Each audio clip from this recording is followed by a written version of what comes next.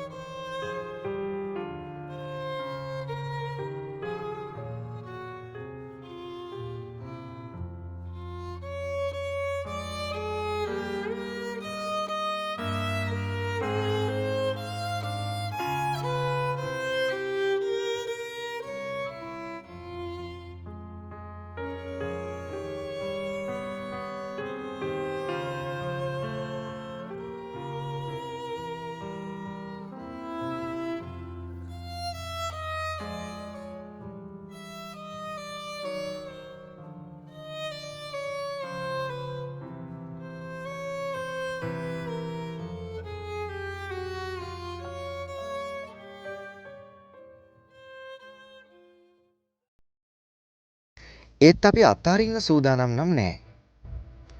බින්දුවෙන් පටන් අරන් නගරයේ හොඳම තැනට ආපු අපිට ආයෙමත් බින්දුවෙන් උනත් පටන් ගන්න අමාරු නෑ.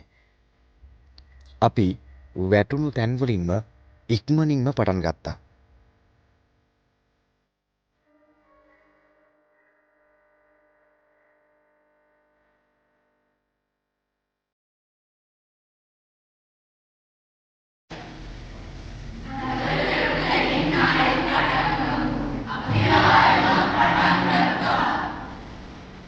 දැන් ආයෙමත් අපි නගරයේ හොඳම පහසුකම් සමගින් කලින් තිබුණු අපේ මීඩියා පන්තිය පටන් අරන් තියෙනවා.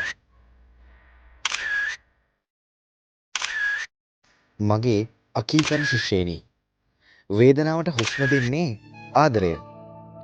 මේ මොහොතෙත් ඒක එහෙමමයි. මේක කසුන්ලගේ පන්තිය. මේක ෆාතිමාලාගේත් පන්තිය. මේක කෝනේශ්වරිලගෙත් පන්තිය. මේක ඩෙවොන්ලාගේත් පන්තිය. මේක ඔයා එන්නම ඕනේ ඔය වැඩ කරන අපේ මීඩියා පන්තිය.